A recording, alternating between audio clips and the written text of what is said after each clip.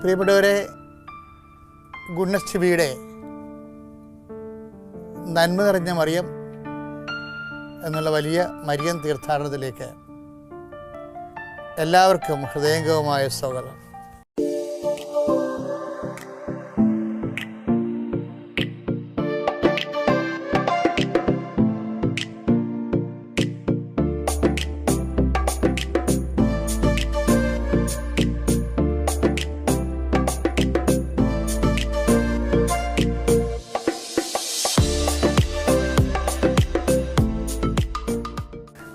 നമ്മൾ ഇന്ന് വളരെ ലോകപ്രശസ്തമായ ഒരു മരിയൻ പ്രത്യക്ഷീകരണത്തെക്കുറിച്ചാണ് ധ്യാനാത്മകമായി കേൾക്കാൻ പോകുന്നത്. പോളണ്ടിന്റെ വടക്കേ അറ്റത്ത് നെതർലാൻഡിൽ 1945 ഐഡ പീർഡെമാൻ എന്ന 40 വയസ്സുള്ള സ്ത്രീക്കാണ് ഇവിടെ മാതാവിന്റെ പ്രത്യക്ഷീകരണമുണ്ടായത്. 1905 ഓഗസ്റ്റ് 13 നെതർലാൻഡിലെ അൻക്മാറിലാണ് ഐഡ പീർഡെമാൻ ജനിച്ചത്. പല ഘട്ടങ്ങളിലായി 56 തവണയാണ് മാതാവ് ഐഡ പീർഡെമാന് പ്രത്യക്ഷീകരണം നൽകിയത്. അതുകൊണ്ട് തന്നെ സഭ ഈ അപ്പാരിഷന് വളരെ പെട്ടെന്ന് അംഗീകാരവും നൽകി. നിങ്ങൾ ഈ ചിത്രം അവർ ലേഡി ഓഫ് നോസ്റ്റർഡാം അല്ലെങ്കിൽ അവർ ലേഡി ഓഫ് ഓൾ നേഷൻസ്, ഈ ചിത്രം വളരെ ഫേമസ് ആണ്. അതായത് അപ്പാരിഷൻ പ്രത്യക്ഷീകരണത്തെക്കുറിച്ച് പറയുന്നതിന് മുമ്പ് അത് ചിത്രം നിങ്ങളുടെ മനസ്സിൽ കൊണ്ടുവരാം. അതായത് നമുക്കറിയാമല്ലോ, ഓരോ മാതാവിനും ഓരോ അപ്പാരിഷനും ഓരോ ദൗത്യങ്ങളാണ്. ആ ദൗത്യത്തിൻ്റെ പശ്ചാത്തലത്തിലാണ് അതിൻ്റെ പ്രത്യക്ഷീകരണത്തിൻ്റെ രൂപഭാവങ്ങളും പശ്ചാത്തല ചിത്രങ്ങളുമൊക്കെ വരുന്നത്. ഇപ്പോൾ ഈ അവർ ലേഡി ഓഫ് നോസ്റ്റർഡാം അഥവാ അവർ ലേഡി ഓഫ് ഓൾ നേഷൻസ്, എല്ലാ രാജ്യങ്ങളുടെയും അമ്മ, ഈ പ്രത്യക്ഷീകരണത്തിൻ്റെ ചിത്രം നമ്മളെപ്പോഴും കാണുന്നത് പരിശുദ്ധാമ്മ, എഴുന്നേറ്റ് നിൽക്കുന്ന പരിശുദ്ധാമ്മ, അമ്മയുടെ പുറകിൽ വലിയ ഒരു കുരിശ്, അമ്മ നിൽക്കുന്നത് ഭൂഗോളത്തിൻ്റെ പുറത്താണ്. ഈ ചിത്രമാണ് ഞാനെപ്പോഴും ശ്രദ്ധിച്ചിട്ടുള്ളത്. ഈ ചിത്രം ഞാൻ നേരത്തെ കാണുമ്പോഴൊക്കെ ശ്രദ്ധിക്കുമായിരുന്നു. കാര്യം മറ്റ് ചിത്രങ്ങളില്ലാത്ത രീതിയിൽ അമ്മയുടെ തലമുടി തോളിൻ്റെ 2 വശത്തേക്ക് ഇങ്ങനെ ഇറങ്ങി കിടക്കണ കാണാം. അത് ആടെ ഈ ചിത്രത്തിന് സത്യം പറഞ്ഞാൽ ഒരു ഐഡൻറ്റിറ്റി എന്ന് പറയണത്. കാര്യം ഒരു മാതാവിൻ്റെ ചിത്രത്തിനും അങ്ങനെ കണ്ടിട്ടില്ല. പിന്നെ ആകപ്പാട് ഒരു നീല മേലാപ്പിലാണ്, ബാക്ക്ഗ്രൗണ്ടിലാണ് അമ്മയുടെ ഒരു നിപ്പ്. ഇതിൻ്റെ ഒരു കാലം എന്ന് പറയണത് അതിനേക്കാൾ പ്രധാനപ്പെട്ടതാണ്. കാലം എന്ന് പറയണത് മനുഷ്യരാശി ഒന്നടങ്കം ദുഃഖത്തിലായിട്ടുള്ള കുറച്ച് ഇൻസിഡൻസ് ചരിത്രത്തിലുള്ളത്. അത് 1-ാം ലോക മഹായുദ്ധമാണ്, രണ്ടാമത്തത് 2-ാം ലോക മഹായുദ്ധമാണ്, മൂന്നാമതെന്ന് പറയാൻ പറ്റുമെങ്കിൽ അത് ഈ കൊറോണ ടൈമാണ്. പക്ഷെ മനുഷ്യരാശി മുഴുവനുമാണ്, മുഴുവനും എന്ന് വെച്ച് കഴിഞ്ഞാൽ എല്ലാ രാജ്യങ്ങളും പങ്കെടുത്ത ഒരു യുദ്ധമാണ് 2-ാം ലോക മഹായുദ്ധം. പ്രത്യേകിച്ച് അതിൻ്റെ കൾമിനേഷൻ നടക്കുന്നത് അണുബോംബെന്ന് പറയുന്ന വലിയ മനുഷ്യവംശ ജീവജാല നാശവസ്തു മനുഷ്യൻ പരീക്ഷിച്ചു നോക്കിയ ഒരു കാലമാണ് 1945. ഈ ഒരു കാലഘട്ടത്തിലാണ് പരിശുദ്ധമ്മയുടെ ഈ പ്രത്യക്ഷീകരണം നടക്കുന്നത്. അതുകൊണ്ട് തന്നെ അമ്മ ഒരു ഭൂഗോളത്തിൻ്റെ പുറത്ത് നിൽക്കുന്നതായിട്ടാണ് സന്ദേശം പ്രത്യക്ഷീകരണ ചിത്രം. അതിൻ്റെ പുറകിൽ മുഴുവനും ഒരു നീല മേലാപ്പിൽ പ്രകാശമാനമായ ഒരു പശ്ചാത്തലമാണ്. എന്നിട്ട് അമ്മയുടെ കൈകളിൽ 3, 4, 5 എന്ന രീതിയിൽ സൈൻ തരുന്ന രീതിയിൽ ഒരു കൈയടയാളം കാണിക്കും. നമ്മുടെ കർത്താവിൻ്റെ ഉയർത്തെഴുന്നേൽപ്പിന് ഒരു കൈയടയാളമില്ലേ, അതുപോലെ ഒരു അടയാളം കാണിക്കും.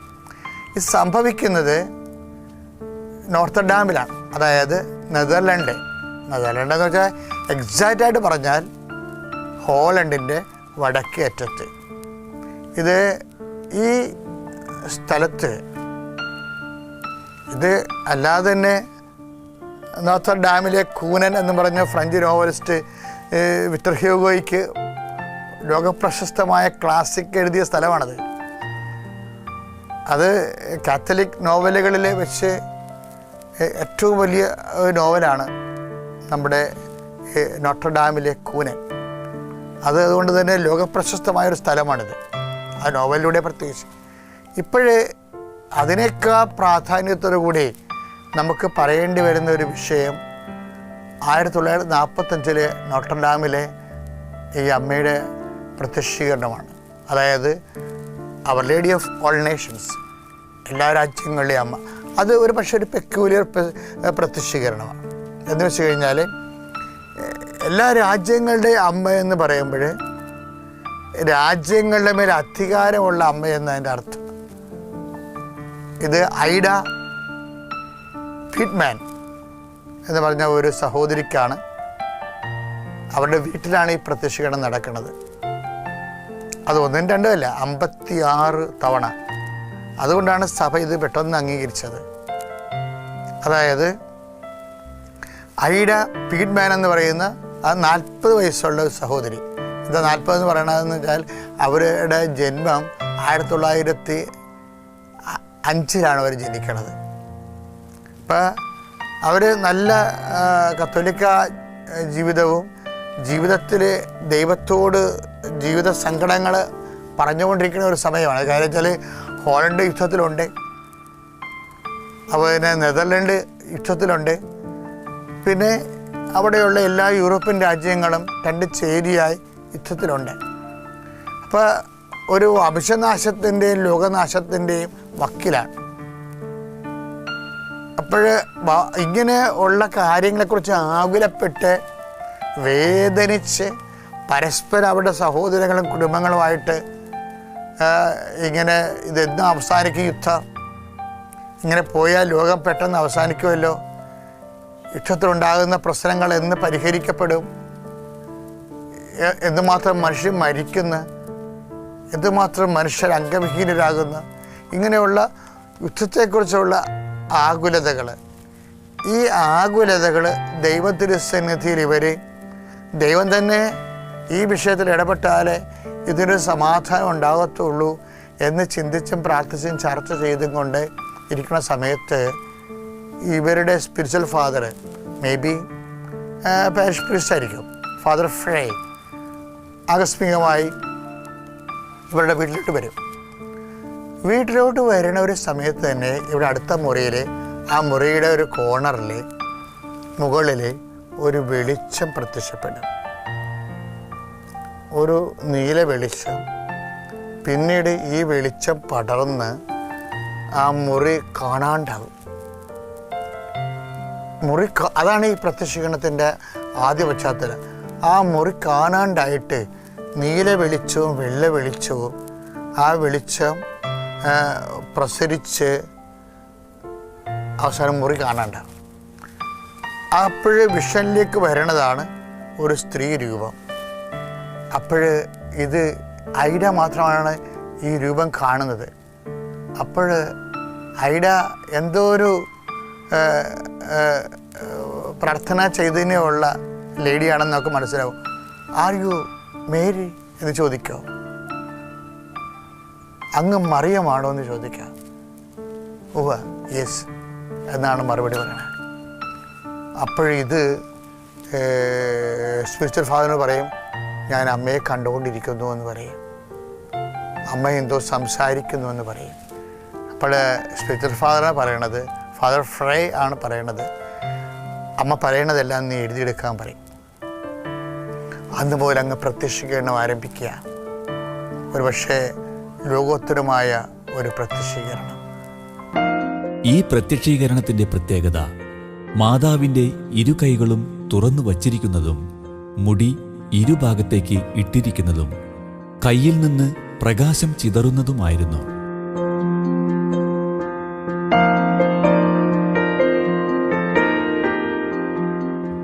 രണ്ടാം ലോകമഹായുദ്ധം നടക്കുന്ന കാലഘട്ടത്തിൽ സമാധാനത്തിന് വേണ്ടിയുള്ള പ്രവചനം പോലെയായിരുന്നു മാതാവിന്റെ പ്രത്യക്ഷീകരണം.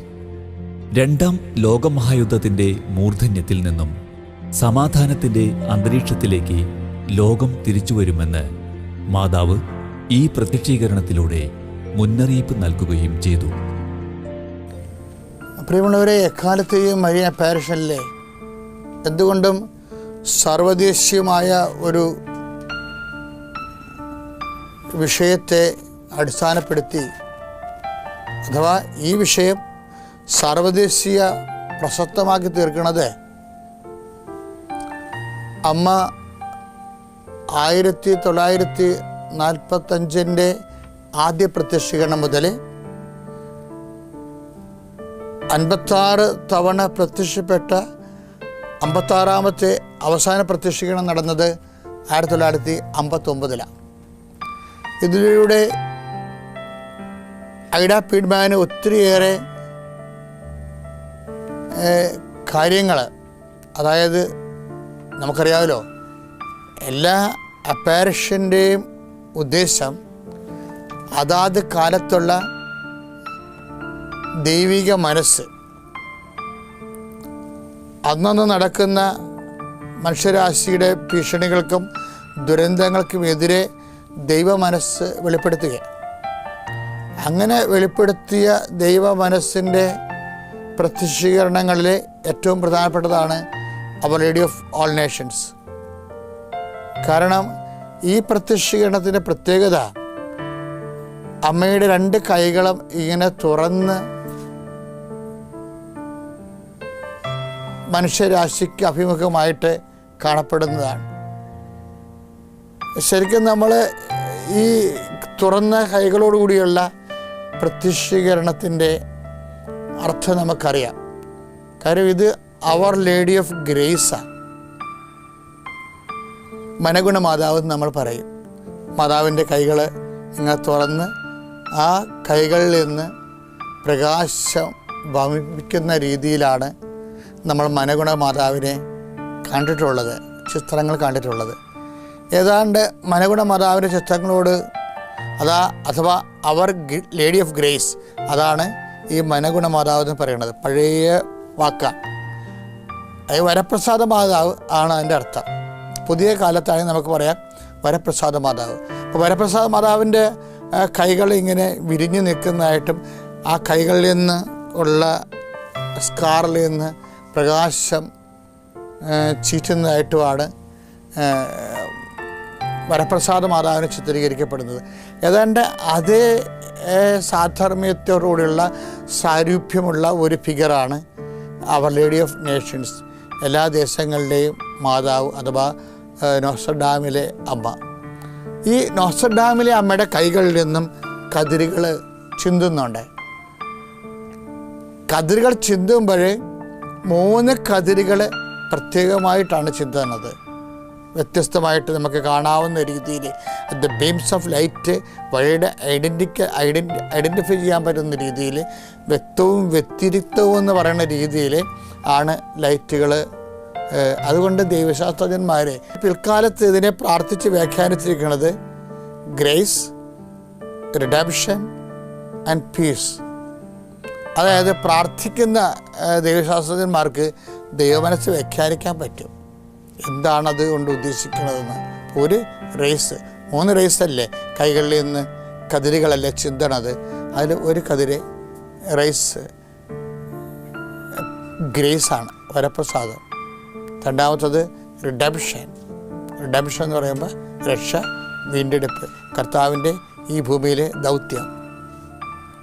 പിന്നെ പീസ് 2 തരത്തിൽ വരും. കാര്യം യുദ്ധം നടന്നുകൊണ്ടിരിക്കുന്ന സമയത്ത് സമാധാനത്തെക്കുറിച്ചുള്ള ഒരു പ്രവചനം പോലെയാണ്. നമ്മൾ ദീർഘദർശികളുടെ അതായത് മാതാവേ അല്ലെങ്കിൽ ക്വീൻ ഓഫ് പ്രൊഫസ് പറയും, രാജ്ഞി. അതായത് അതുപോലെ ഒരു പ്രവചനമാണ്. എന്താണ്? അമ്മയുടെ ഒരു പ്രവചനം നമുക്ക് വെളിപ്പെടുകയാണ്. ഹോളണ്ടിലെ യുദ്ധം മെയ് 5 അവസാനിക്കുമെന്ന് നമ്മൾ പറയുന്നുണ്ട്. കാര്യം ഇത് പ്രത്യക്ഷീകരണം സംഭവിക്കണ ഹോളണ്ടിലാണ്. അപ്പോൾ അവിടെ എത്തുള്ള മനുഷ്യൻ്റെ നരകീയമായിട്ടുള്ള ദുരിതങ്ങൾ അനുഭവിക്കുകയും അത് 5 അവസാനിക്കുമെന്ന് പറയും. അതും പ്രവചനമാണ്. ഇങ്ങനെ പല പ്രവചനങ്ങളാണ് സമാധാനം വരാൻ പോകുന്നുവെന്ന് പറയണതും ഹോളണ്ടിലെ യുദ്ധം 5 അവസാനിക്കുന്നെന്ന് പറയണതും രണ്ടും കൂട്ടി വായിക്കപ്പെടേണ്ടതാണ്. സമാധാനത്തിന് വേറൊരു അർത്ഥമുള്ളതെന്ന് വെച്ച് കഴിഞ്ഞാൽ ലോകം മുഴുവനും സമാധാനം ഉണ്ടാകാൻ പോവുകയാണ്. പിന്നെ നമുക്കറിയാം ദൈവശാസ്ത്രപരമായിട്ട് അമ്മ വീണ്ടെടുപ്പിൻ്റെ റിഡംഷൻ്റെ മാതാവാകുമ്പോൾ റിഡംഷൻ്റെ ആഫ്റ്റർ ഇഫക്റ്റും പീസാണ്. കർത്താവ് പറയുന്നത് ഞാൻ സമാധാനം സ്ഥാപിക്കുന്നതിനെക്കുറിച്ച് ലോകം തരുന്ന പോലെയല്ല ഞാൻ തരുന്ന സമാധാനം എന്ന് പറയുന്നത്.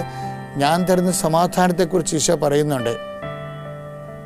അത് എല്ലാവരിലും നിത്യതയോടും വസിക്കുന്ന ആ പാപശാപങ്ങളിൽ നിന്നുണ്ടാകുന്ന മനുഷ്യനുണ്ടാകുന്ന എല്ലാവിധ ദുഃഖ ദുരിതങ്ങളിൽ നിന്നുമുള്ള ശാശ്വതമായ നിത്യതയുടെ സമാധാനമാണ്. കർത്താവിൻ്റെ സമാധാനം പാപത്തിന് എതിരെയുള്ള പോരാട്ടത്തിലെ സാത്താനെ ജയിച്ചിട്ട് സമാധാനവും ദൈവസ്നേഹവും അനുഭവിക്കുന്ന അഥവാ ഏത് ദുഃഖ ദുരിതത്തിൻ്റെ ഇടയിലും ദൈവവിശ്വാസിക്ക് അന്തർഭവമായിട്ട് ആന്തരികമായിട്ട് അനുഭവിക്കുന്ന ഒരു സമാധാനമുണ്ട്. ഇങ്ങനെ വ്യത്യസ്തമായ യേശുവിൻ്റെ സമാധാനം വിശ്വാസികളുടെ അനുഭവമാണ്. അതെപ്പോഴും അതായത് അതുകൊണ്ട് തന്നെ ചിലപ്പോൾ അത് ഇമ്മെറ്റീരിയലായിട്ട് വരാം. വിത്ത് ആബ്സെൻസ് ഓഫ് വാർ ഒരു മെറ്റീരിയൽ പീസാണ്. വെച്ചാൽ ഒരു എന്താ പറയുക, അതായത് സമാധാനം എന്ന് പറയണത് യുദ്ധമില്ലാത്ത അവസ്ഥ, അതൊരു മെറ്റീരിയൽ പീസാണ്. മറിച്ച് യേശുവിൻ്റെ സമാധാനം അലൗകികമാണ്. വിശ്വാസി ദൈവത്തെ സ്വീകരിക്കുമ്പോൾ അവനെന്ത് ദുരിതത്തിലൂടെ കടന്നു പോയാലും ആന്തരികമായി അനുഭവിക്കുന്ന ഒരു ട്രാങ്ക്വിലിറ്റി, എന്താണ്, ഒരു ശാന്തത, അത് പരിശുദ്ധാത്മാവിൻ്റെ സമാധാനം എന്നുള്ള വരപ്രസാദത്തിൻ്റെ അനുഭവ തലങ്ങളാണ്.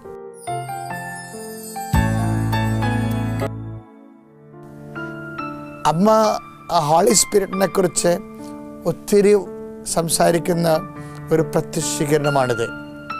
കാരണം നമ്മൾ ഈ നന്മ നിറഞ്ഞ മറിയുന്ന എപ്പിസോഡിൽ ഒത്തിരി പ്രത്യക്ഷീകരണങ്ങളെക്കുറിച്ച് കാണുന്നുണ്ടെങ്കിലും അമ്മയും പരിശുദ്ധാത്മാവും തമ്മിലുള്ള അനാദികാലം മുതലുള്ള അഭേദ്യമായ ബന്ധത്തിൻ്റെ ഒരു ബഹിസ്ഫുരണമെന്ന രീതിയിൽ പരിശുദ്ധാത്മാവിനെക്കുറിച്ച് ഐഡ പിറ്റ്മാനോട് സംസാരിക്കുന്നുണ്ട്. പരിശുദ്ധാത്മാവിൻ്റെ വെളിപാടുകൾ നൽകുന്നുണ്ട്. അതായത് ഈ കാലഘട്ടത്തിലെ പിതാവും പുത്രനും പരിശുദ്ധ അമ്മയെ Queen of all Nations, mother of all Nations അഥവാ അവർ ലേഡി ഓഫ് ഓൾ നേഷൻസ്, എല്ലാ രാജ്യങ്ങളുടെയും മേൽ അധികാരം കൊടുത്തുകൊണ്ട് അതുകൊണ്ട് തന്നെ അമ്മയുടെ മധ്യസ്ഥ പ്രാർത്ഥനയ്ക്ക് ഈ ലോകയുദ്ധങ്ങളിൽ നിന്ന് ലോകത്തെ സമാധാനത്തിലേക്ക് കൊണ്ടുവരാൻ കഴിയുമെന്നുള്ള വലിയ സമാധാനത്തിൻ്റെ പ്രവചനമാണ് പരിശുദ്ധാത്മാവ് അമ്മയ്ക്ക് വെളിപ്പെടുത്തിയിട്ട് അമ്മ അത് ദൈവത്തിൻ്റെ പുത്രൻ തമ്പുരാൻ്റെയും പിതാവായ ദൈവത്തിൻ്റെയും പരിശുദ്ധാത്മാവിൻ്റെയും മനസ്സിലിരിപ്പ് പരിശുദ്ധ അമ്മ വഴി ഐഡ പിറ്റ്മാനെ വെളിപ്പെടുത്തണ കൊണ്ട് തന്നെ ഈ സന്ദേശം പിൽക്കാലത്ത് സംഭവിച്ച മഹാസംഭവങ്ങളാണ്. അതായത് മെയ് 5 ഹോളണ്ടിലെ യുദ്ധം അവസാനിക്കുകയും അതോടുകൂടി പതുക്കെ വ്യത്യസ്തങ്ങളായ രാജ്യങ്ങളിലെല്ലാം യുദ്ധം അവസാനിച്ചുകൊണ്ട് ലോക സമാധാനത്തിലേക്ക് വരുന്നതിനുള്ള മുന്നോടിയായി ദൈവ മനസ്സ് വെളിപ്പെടുത്തിയതാണ് ഐഡ പീഡ്മാന് ലഭിച്ച അവർ ലേഡി ഓഫ് ഓൾ നേഷൻസ് എന്നുള്ള വലിയ പാരിഷിൻ്റെ ഏറ്റവും അന്തർധാര, ശക്തമായ അന്തർധാര.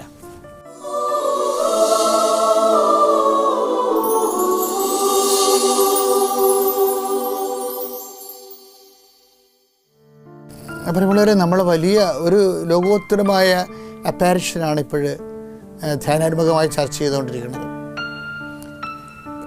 എക്കാലവും ഏതെല്ലാം അപ്പാരിഷനേക്കാളും ഭയങ്കര ഡെപ്തായിട്ടുള്ള ദൈവശാസ്ത്രപരമായ ഡെപ്തും മാതാവ് വ്യക്തിയും ദൗത്യവും പരിശുദ്ധമ വ്യക്തിയും ദൗത്യവും എന്നുള്ള വിഷയത്തിൽ വളരെ വ്യക്തമായി മറന്നേക്കി ലോകത്തിൻ്റെ മുമ്പിൽ പരമപിതാവ് പരിശുദ്ധാത്മാവ് ഈശോയും കൂടി അമ്മയെ അവതരിപ്പിക്കുന്ന ഒരു അപ്പാരിഷനാണിത്.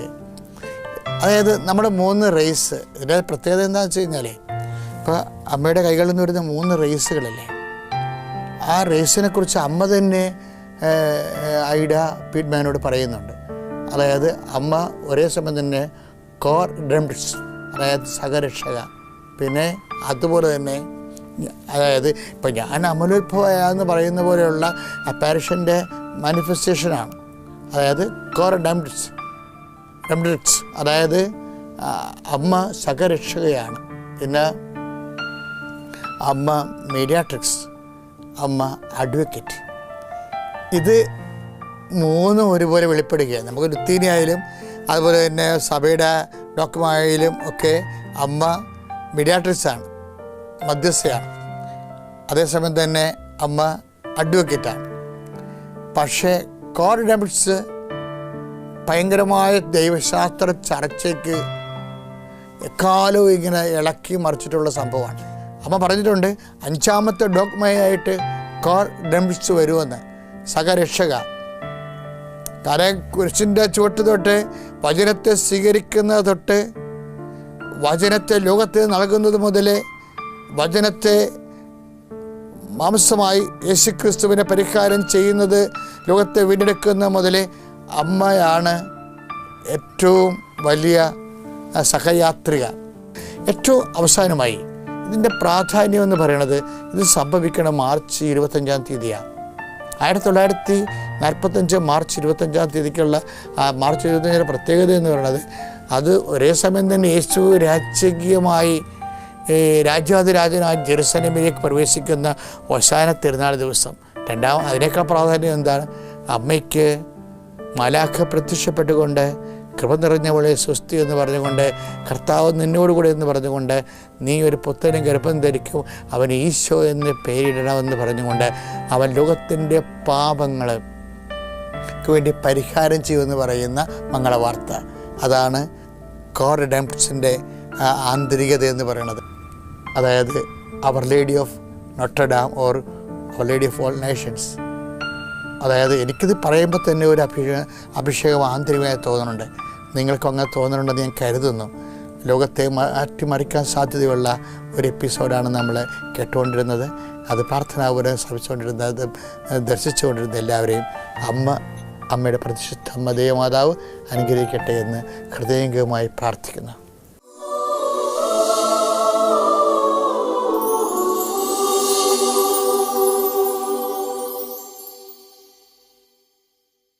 സാധാരണഗതിയിൽ ഇംഗ്ലണ്ടിൻ്റെ ഒരു ക്രിസ്ത്യൻ ചൈതന്യം അവിടെ ബോണും ബ്രോട്ടപ്പും ആകുന്ന ഒരു കാലഘട്ടമാണത്. ഈ കാലഘട്ടത്തിൽ റിച്ചാൾഡസ് എന്നു പേരുള്ള ഒരു ധനികയായ മരിയൻ ഭക്തയ്ക്ക് പരിശുദ്ധ അമ്മ നൽകുന്ന പ്രത്യക്ഷീകരണമാണ് നമ്മുടെ ഇന്നത്തെ ദൃശ്യ ശ്രാവ്യ മരിയൻ ധ്യാന വിശേഷം.